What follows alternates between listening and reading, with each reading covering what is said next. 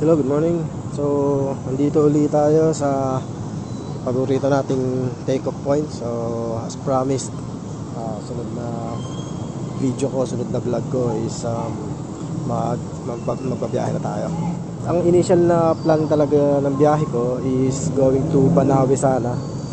Kaya lang yesterday masama yung pakiramdam ko, hindi ako nakapag-prepare kaagad. So nagpahinga na lang muna ako. So ngayong umaga lang ako nag-prepare. Kaya lang nabawasan na lang isang araw yung vacation ko. So nag-decide ako na ilapit na lang sa Baler na lang ang biyahe natin today. Ito, nagpagas lang ako dito, naghangin ng gulong. Then gear up tayo, biyahe tayo papuntang Baler. Today is Monday, so expected matraffic ang biyahe ko ngayon. Tsaga-tsagay na lang. Nga pala, before ako mag-take off, gusto kong i-shoutout yung isa kong kaibigan, isa kong kumpare, si Dominic Orelasa. Siya yung may-ari ng Mega Plaza Laundromat doon sa may Ortigas. So, kung sino man yung mga malalapit dyan sa area, I recommend doon kayo magpalaba. Siya mismo yung naglalaba, kinukusog niya, kaya sigurado malinis. Maring Dom, shoutout sa'yo ha. Yung t-shirt na pag-usapan natin, gagamitin ko sa biyahe yan. Okay, maraming salamat. Sa katuloy na pagsubaybay, biyahe tayo sa bahay niyo.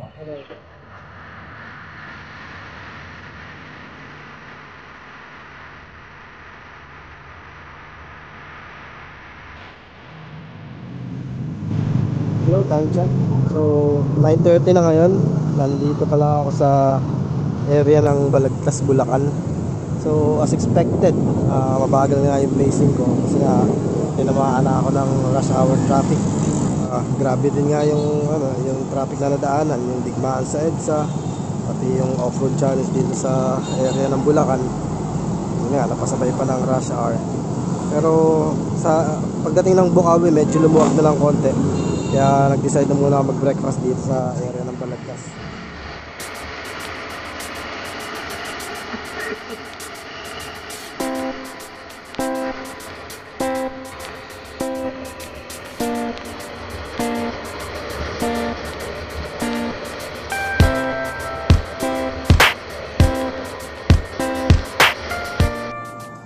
Hello, magandang tanghali. Time check, 12 noon. So, inaabot tayo ng tanghali. Dito pala ako sa boundary ng Nueva Ecija and Bulacan. Pagdating ko sa may bypass road ng Plaridel, pa-traffic pa rin. Dito na lang banda sa may after San Miguel, nakaluwag-luwag. Ito, kung makikita nyo yung kalsada, maluwag-luwag na siya. Pero dyan lang sa area ng San Miguel lumuwag. So, dito, pagdating ng boundary ng Bulacan Nueva Ecija, huminto muna ako, nag-water break muna ako. Tapos, palibasa nga, first time kong gamitin itong TIG 800 ko na action cam. Hindi ko siya may pwesto ng maayos dun sa helmet. Ang pangit ng kuha, it's either nasa langit o kaya nasa lupa, hindi ko masentro. Kaya ginawa ko, tinali ko siya dito sa may harapan ng motorsiklo. Tignan ko kung ano magiging performance ito, pero for sure maalog ang magiging footage nito. Alam ko walang gyro stabilizer kung ganitong kamurang action cam. So tignan na natin, basta may documentation, meron naman cellphone kaysa naman sa nasa helmet halos hindi magamit. Okay, sige, gear up ulit ako, biyahe na ako. Siguro sa may area ng Cabanatuan or Bungabon ako mag-late lunch. Lunch ako siguro mga 1:30 natin ako sa area.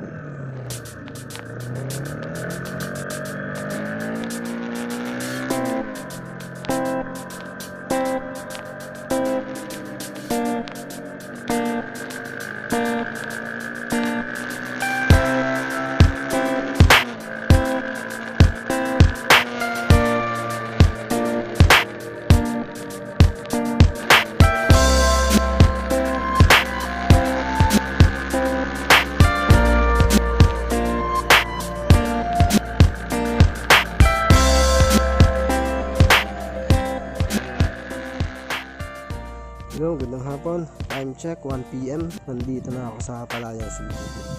So, itong nasa harapan ko, ibagong establishment ito dito sa Palayan City. Ito yung parang business district nila dito, yung call center hub nila dito sa Palayan City.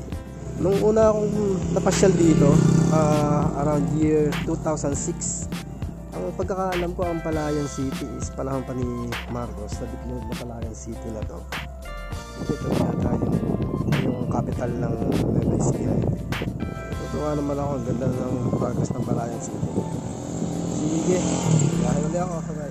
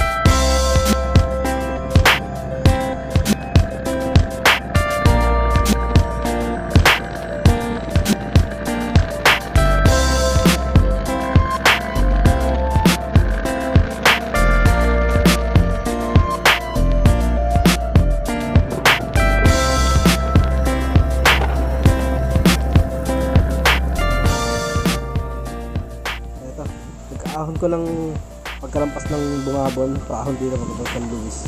Nakaka-15 kilometers pa lang ako. Eto na, binabayo na ako ng ulan na parang bagyo. Kaya buti may nakita ako kung isang mamihan. Huminto muna ako, nagmami muna ako. Sabi ni Manang na nagsiserve ng mami, kagabi lang daw nag-start ng ulan, napaka talagang bumabagyo. Yun, so pagtapusin ko lang yung mami, tapos siguro baka magkapotet, patay-itayin ko na yan hanggang baler. Okay, tayo. Yan.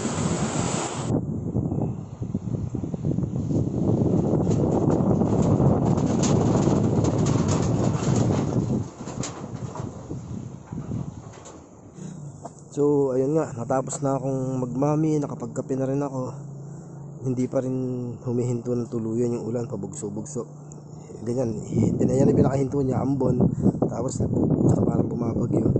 Napante na rin ako, magkakapote na lang ako. Susukunin ko itong ulan na ito, baka masyado naman akong gabihin. Medyo malayo yung baler, siguro mga 60 kilometers pa yung tansya ko. Okay, sige, kita tayo sa baler. Kick!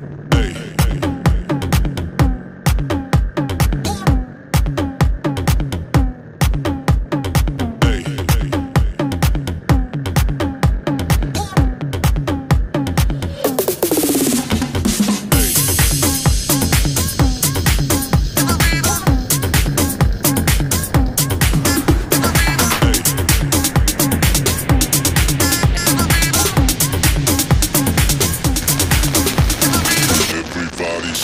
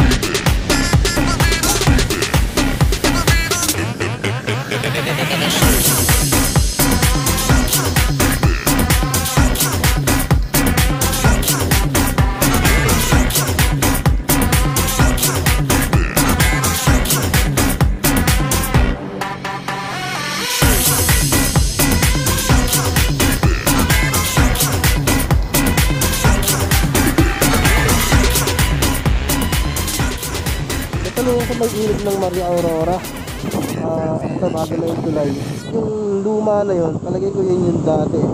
Tapos merong kalsada doon. Palagay ko dito, yan dyan bumababa dati sa ilog. Tapos doon yung lumang tulay. So ito na yung bago. Dire-diretso na, wala nang ribbon crossing na nangyayari. Okay. Yan, sige, picture lang.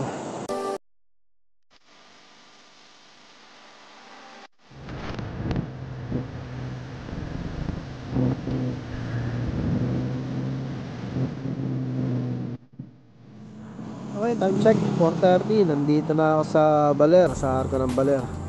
Grabe, maulan dun sa bundok, sa San Luis. Grabe, basang-basa ako. Pero pagdating dito sa Baler, okay naman, tuyo naman yung kalsada. Hopefully, bukas pag nag-ikot-ikot ako dito sa Baler, wala namang ulan para maganda yung pag-ikot-ikot. Okay, sige, diretso na ako doon sa area ng Sabang Beach. Maghanap ako doon ng mga affordable na lodging in, makapagpalit. Medyo nilalamig na ako, makapagpahingang konti. Tapos dinner, relax, bukas na ako mag-iikot. Okay, bye bye.